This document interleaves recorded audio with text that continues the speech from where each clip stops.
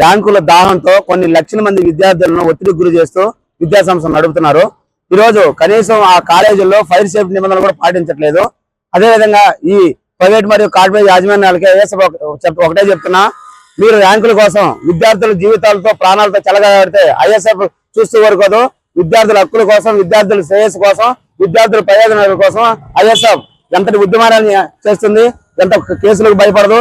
ఈ రోజు ఏం చెప్తున్నా అంటే, ఈ రోజు ఒక కాలేజీ మీరు గమనిస్తే ఇవన్నీ కూడా నెల్లూరు నగరంలో విద్యా సంస్థలో ఉన్నటువంటి విద్యని అభ్యసిస్తున్నటువంటి బిల్డింగ్లు ఇవన్నీ కూడా ఒక జైలు లాగానే ఉన్నాయి. కానీ ఒక విద్యార్థులకు పీస్ఫుల్ మైండ్ ఒక ఎడ్యుకేషన్ అని చెప్తున్నారే కానీ ఇవి ఒక జైలు లాగా ఉన్నాయి.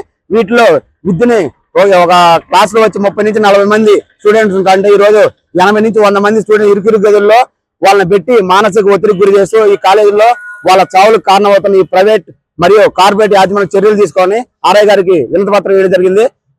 మీ ర్యాంకుల కోసం విద్యార్థుల ప్రాణాలు చెలగాటం ఆడవద్దు. నేను ఏం చెప్తున్నా అంటే, ఈ రోజు ఇలాంటి బిల్డింగ్లకి ఒక పర్మిషన్ ఇవ్వాలంటే ఆర్ఐ గారు ఇవ్వాలి.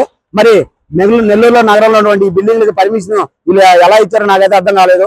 వాళ్ళ దగ్గర తాయిలాలు తీసుకొని గవర్నమెంట్ జీతాలు తీసుకొని ఈ రోజు పేద మధ్యతరగతి తల్లిదండ్రుల విద్యార్థుల తల్లిదండ్రుల వాళ్ళ ప్రాణాలను గాలి కొదిలేశారు. ఈ రోజు నేను ఒక్కడే చెప్తాను, ఈ చదువులు ఎలా ఉన్నాయంటే బట్టి కొట్టు, ఎగ్జామ్ రాయడు, స్పీడ్స్ పెట్టుడు ఈ విధంగా తయారు చేశారు విద్యార్థులు. ఈ రోజు ఒక గవర్నమెంట్ హాలిడే రోజు కూడా సండే రోజు వాళ్ళకి మనశ్శాంతి లేకుండా సండే రోజు కూడా ప్రతి ఇంటర్మీడియట్ కాలేజ్ కూడా స్టడీ అవసరం పేరుతో 8 గంటల నుంచి 10 గంటల వరకు సండే రోజు కూడా వాళ్ళకి క్లాసులు నిర్వహిస్తున్నారు.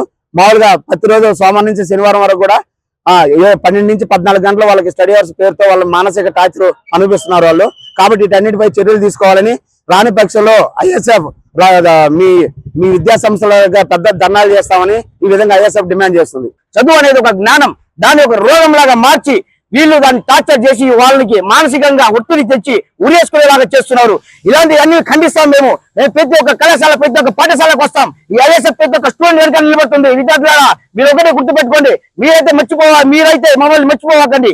మీరంతా మేము ఉన్నాం, మీ వెంట మేము పోరాడతాం. ఈ ఐఎస్ఎఫ్ మీకోసం ఉంది. ప్రతి ఒక్క కళాశాల, ప్రతి ఒక్క పాఠశాలకు వస్తాం, మా నమ్మలు ఇస్తాం. మీకు ఎటువంటి ఇబ్బంది ఉన్నా కూడా, విద్యాపరంగా ఎటువంటి ఇబ్బంది ఉన్నా కూడా మేము మీ వెంట ఉంటాం. ఎటువంటి పోరాటాలను చేస్తాం, ఏమైనా ఎదిరిస్తాం, ఏమైనా ఎదిరించి మేము నిలబడతాం. మీకోసం మేము ఉన్నాము. మీరు ఎటువంటి ఆత్మహత్యలు చేసుకోవాకండి, ఎటువంటి పిచ్చి పనులు చేసుకోవాకండి. మీరు మంచిగా చదువుకోండి, మీ వెంట మేము నడుస్తాం. మీరు దేనికి భయపడకుండా మమ్మల్ని కాంటాక్ట్ అవ్వండి. ప్రతి ఒక్క దానికి మమ్మల్ని కాంటాక్ట్ అవ్వండి. విద్యా సమస్య ప్రతి ఒక్క దానికి మమ్మల్ని కాంటాక్ట్ అవ్వండి. మీకోసం మేము ఉన్నాం.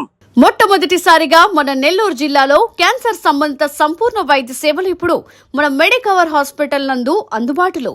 అత్యాధునిక సాంకేతిక పద్ధతులలో దక్షిణ భారతదేశపు మొదటి హాల్సియన్ రేడియేషన్ మిషన్ తో క్యాన్సర్ కు రేడియేషన్ చికిత్స, నిష్ణాతులైన వైద్య నిపుణులు, మెడికల్ సర్జికల్ రేడియేషన్ ఆంకాలజిస్టులు, న్యూక్లియర్ మెడిసిన్ ఫిజిషియన్ అన్ని వేళలా అందరికీ అందుబాటులో. అన్ని రకాల క్యాన్సర్ చికిత్సలను డాక్టర్ ఎన్టీఆర్ వైద్య సేవ పథకం ద్వారా నిర్వహించుదురు. మరిన్ని వివరాలకు 086135003551 ను సంప్రదించండి.